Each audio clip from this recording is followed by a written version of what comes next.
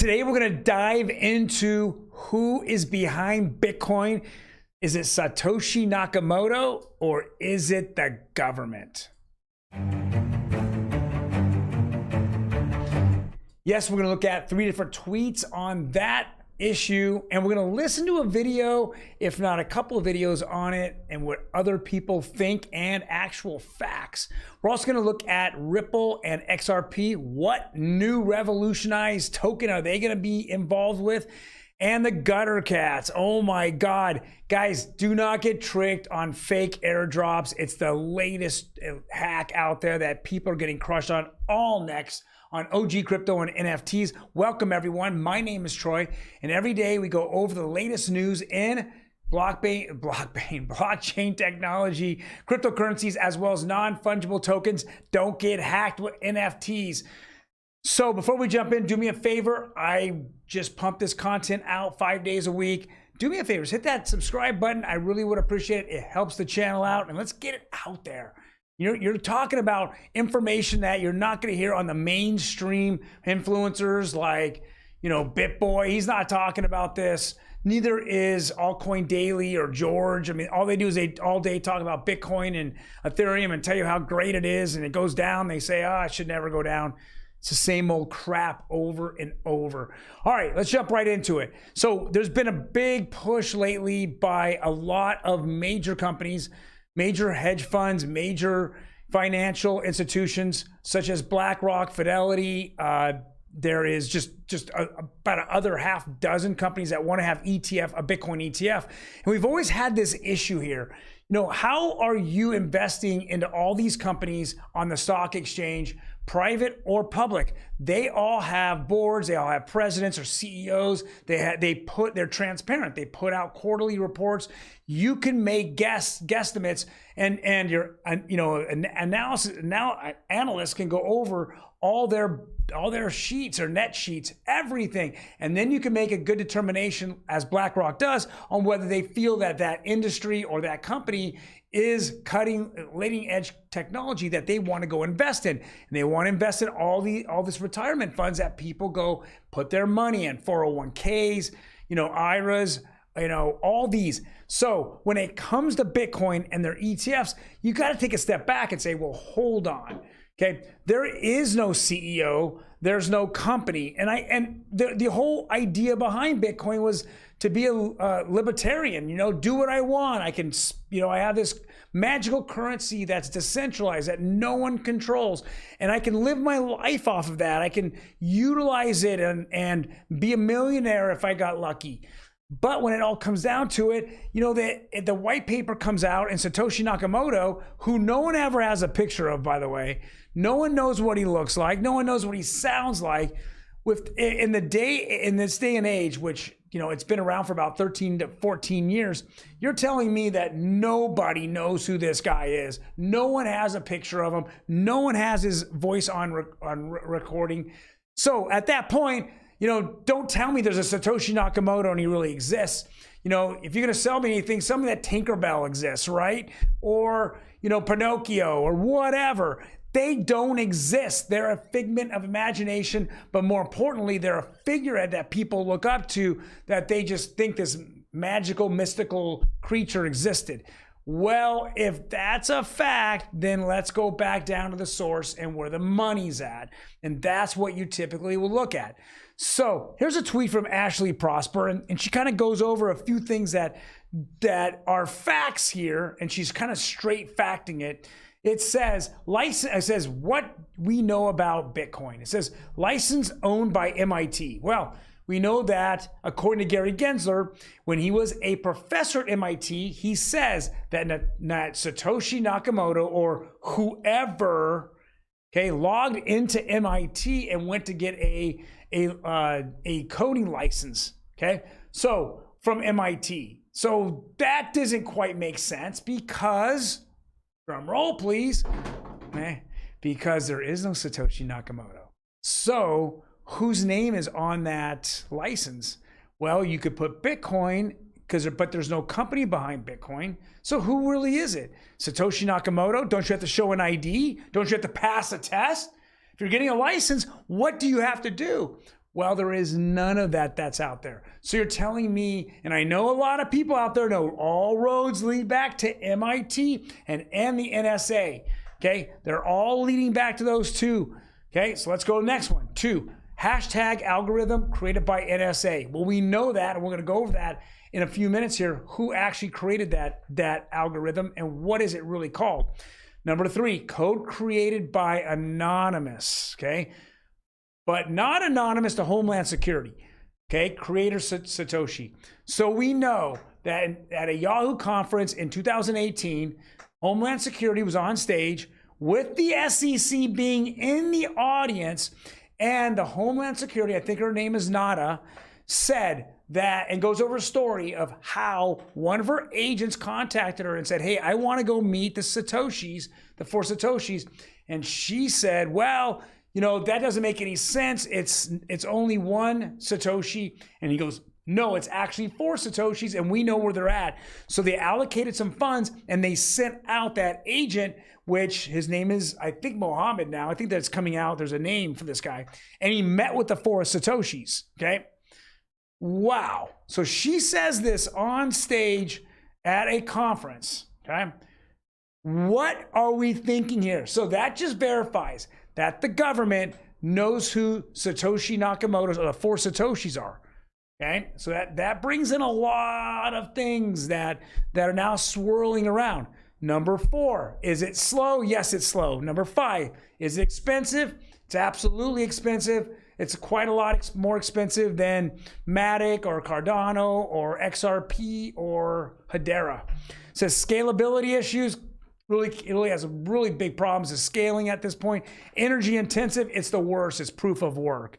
So Ashley goes on to say, I don't trust MIT. I don't trust Homeland Security. I can't trust Satoshi or whoever those 4 are. And I certainly don't trust the NSA. For these reasons, Bitcoin has never been in my portfolio. These are facts. They're undisputed. This is very interesting. All right, so let's go on to the next one. This is the Black Swan Capital. And again, this is a tweet they put out. They had an interview here, and it says, startling findings hint at a deeper narrative behind Bitcoin involving NSA and Mossad. Once you follow the trail of SHA 256, you'll discover that Bitcoin was designed to condition people for digital transformation. Well, what digital transformation? So is it digital transformation from a fiat currency into a CBDC? Because that was really early, and a lot of us have been talking about that this was formed out of the 2008 financial recession, had to do with housing, right? So let's go listen in on this. This is very interesting what they're talking about. Let's take it away. People don't know what SHA 256 is, and so that's the algorithm behind Bitcoin's encryption. Mm-hmm. Now, SHA 256 was actually created and designed by the NSA. So, and not to mention, like you said earlier, Bitcoin was created in 2009, right after the 2008 crisis.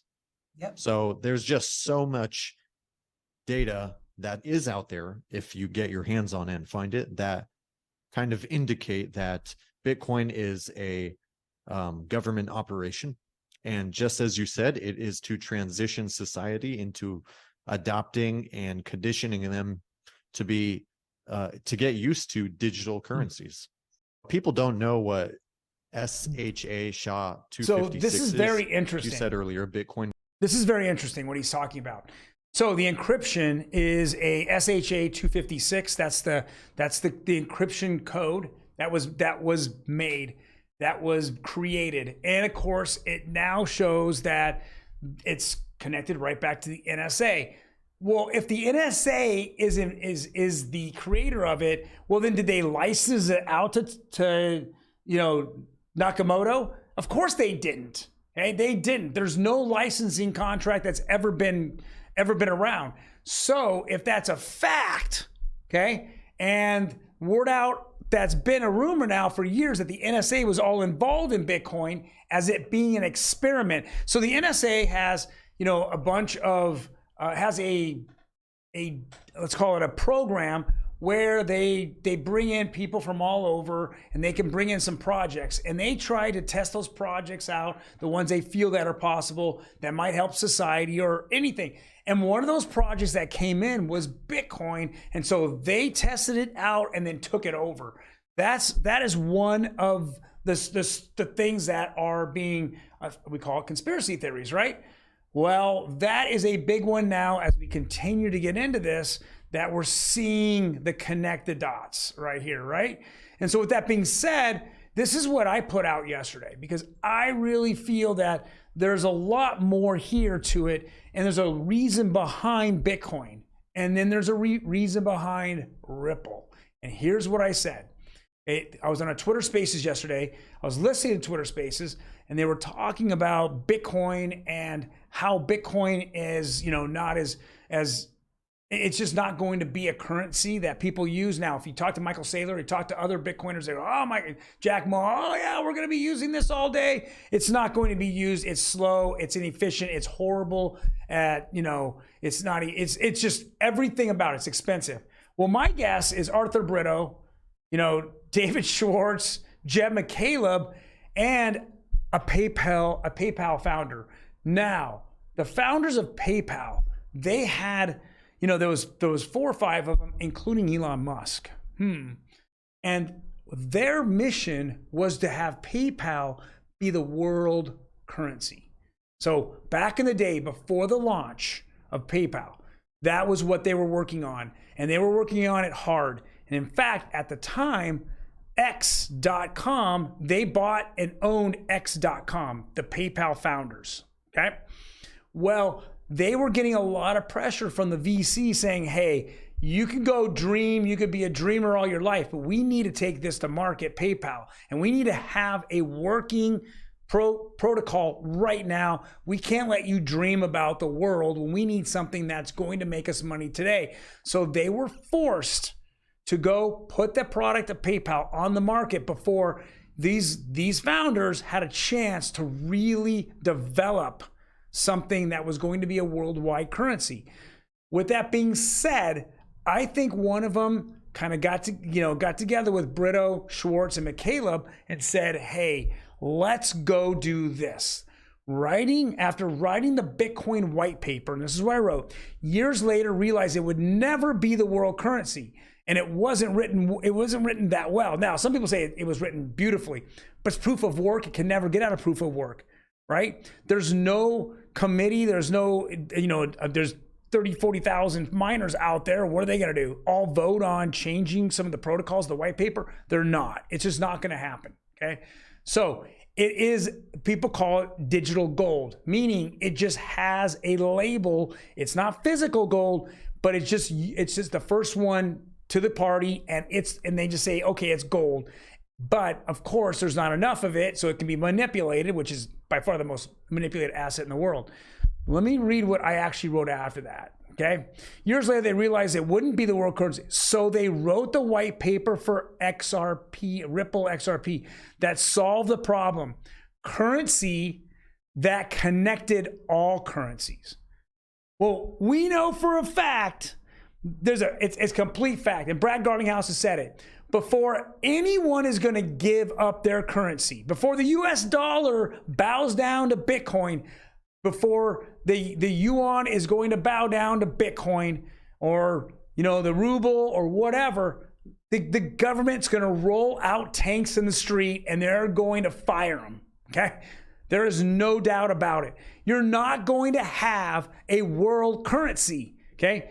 The only way you have a world currency is a world, the world agrees on a currency by the IMF or the IMF, International Monetary Fund, or BIS, or any one of these big, huge these companies, or I should say associations that overlook the entire world, that are connected by major countries like the US and Britain and Germany and France and Russia and China. That's the agreement they have to have. Otherwise, there's no way that the Russians are going to give up the ruble. No way the Chinese are going to give up the yuan. This is just a dream. Stop listening to Saylor or Max Kaiser. Those guys only care about money. They don't care about anybody else. That's why they pitch it 24/7. 365 days. That's all they care about is money, and they care about the adoption. The more adoption, the more money.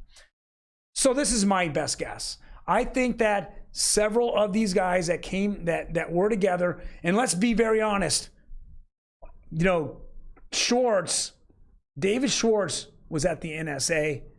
I believe Jeb McCaleb was at the NSA, guys. They were at the NSA. Facts. So wouldn't this make sense that something came in, they saw a project, they friggin' jumped on it, or they made the project, became, being part of NSA, then yanked it out, put the Bitcoin white paper together, and just like mad scientists do, always looking to improve on the formula. And when they continue to improve on the formula, they finally found it, and it's XRP, and it's Ripple. Guys, think about it. Leave a comments down below. Tell me what you think. You can think I'm crazy. You can think I'm just stupid. I don't care. Leave comments down below. I want to hear your opinion. All right, so let's go on here. Okay, we heard this a couple of weeks ago. We're still hearing it over and over. Ripple Labs to revolutionize real estate industry through tokenization. No question about it. The world is going to be tokenized. Real estate's $325 trillion worldwide. Now, this innovation is not going to happen overnight. All the different companies deal with real estate in a different manner. Here in the United States, I absolutely see it can be, a real estate can be, tokenized. We also can see tokenization and fractionalization of mortgages. That's way down the road. I think 2030 is a way more realistic year. But what they can do pretty quickly is they can tokenize, the insurance behind it, okay? Those companies out there that insure title can be eliminated, but those are huge companies, okay? Huge companies. Fidelity National, Chicago Title, okay? These are no companies that are lobbying, Congress and lobbying people. They would lobbying the states. They're going to be tough to take down, but if they can adopt it within their system and realize that you can look at title and it can be on an NFT, okay, and you can tokenize it per the property, okay, and then you can look back at title and you can lock out any previous issues with title through the NFT itself. That means you don't have to have back insurance on it. Very interesting. This is very interesting. Again, this isn't something that's going to happen anytime soon. I think we're talking at least 5 years out before we begin to test the innovation, but it's here. All right. And getting into, all kinds of garbage that we've been talking about. U.S. Senator Tuberville asked the DOJ SEC to investigate crypto broker at Prometheum. Okay, the lawmaker alleged that the company had lied to Congress under oath and misled investors in security filings. So what's happened here is that this guy, Aaron Copland, got in front of the Congress and he stunned them all by saying, "Oh, I got a special license from the SEC, a license that only a couple companies had." He's never done business ever. Okay, but what he has done is he's sold off a bunch of his company to a CCP company called Zhang Zhao. Okay, and from there, he is now, we're digging up quite a lot of videos from him from years ago saying that they are a great company, that they're using 50 other developers helping Prometheum, develop their, not their filings, their exchange, their custodianship. They are talking about that. And so everyone's questioning Gary Gensler. Why would you sign off on a 20% owned communist company, and you're sitting there and you're turning everyone else down? So he said that they had nothing. So in front of Congress, Aaron Kaplan said they had nothing to do with it. That the Zhang Zhao had nothing to do with, but besides being a owner of their stock, 20% owner, and they did sit on the board, but they had no connections to any information about the company, any public information, any personal information about their customers, nothing. But the videos in the past say something completely different because he would brag about it. Okay. Now, one thing that we will say is one of the reasons why we feel that he got this special license is that his father worked at the SEC.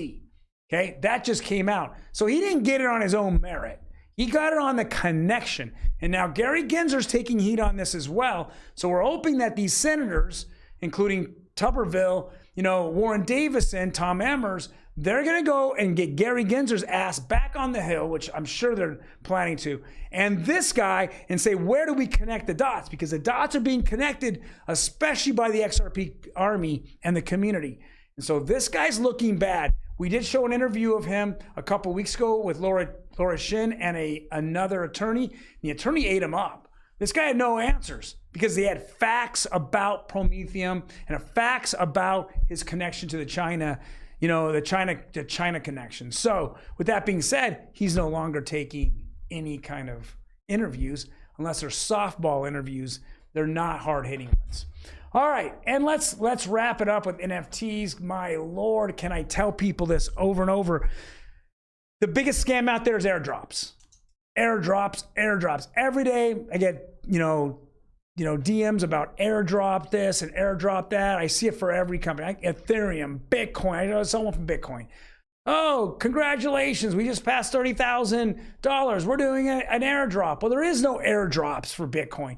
I don't see any airdrops for Ethereum. I don't see any airdrops, for many companies. But what they do is they prey on people's greed. And so the Gutter Cat gang Twitter account got hacked. And what they did was they say, hey, we're dropping a airdrop to you, connect your wallets, and then approve that we can read and take anything out of your wallet. Okay? Well, that's exactly what happened. There's 124,000 followers that received that tweet. And so what they did was they got at least $750,000 worth of NFTs, turned around, and others suggested it was $900,000 to $1 million. Hackers drained people's wallets. One of them lost their ape. Their Bored Ape gone. And what was good, what the hacker did was immediately threw it on exchange, on the different marketplaces at a little bit slightly lower rate, because once people hear that there's an airdrop, they have to be in the owner of that NFT. So a lot of people rush in, buy the NFT to get the airdrop. Instead, they're buying NFTs that were stolen, okay? Which is turned into this complete nightmare. This is how you destroy, completely destroy communities. I hate to say it, Gutter Cat Gang is done. I mean, I know they're gonna say, no, we're not, but they're done. They're not gonna come up with $1 million worth to hand back to their community. Some of these people cherished their own NF gang, Gutter Cat Gang NFTs. They use them as their PFPs. Now they're gone. This is what the issue we have with NFTs. If it isn't creators and owners, rug pulling, you have so many people out there doing these airdrops or scams. And I go back to the same thing, okay? You need to have limited access to your accounts, whether it be Discord or Twitter. So only a few people, trusted members, will have access to this account. And when you do that, then you take that away. But if you don't have limited access and they don't have, security to make sure that none of their codes, passwords get out, well, then you don't have this problem. But the second you do, you lose the community, and this community is going down quick. I'm sure if we look at what they were to what they are today, their Gutter Cat Gang NFTs are just getting slaughtered. They weren't a blue chip before, and they're surely going to hell in a handbasket today. Well, guys, thank you very much for joining me today. I know it's been longer. If you have any comments, please leave them below. This is my opinion on Satoshi and Bitcoin. You've heard Ashley Prosper, Black Swan Capitalist. You can go on DAI, on his Twitter, Digital Asset Investor. You can go on, Digital Perspectives. There's Cowboy Crypto. Twitter is out there, and these sleuths will dig up anything and everything, and they have been. If you guys have an idea who you think Satoshi Nakamoto is, the 4 Satoshis, leave them down below. I'd love to hear it. You guys take care, and I will see you tomorrow.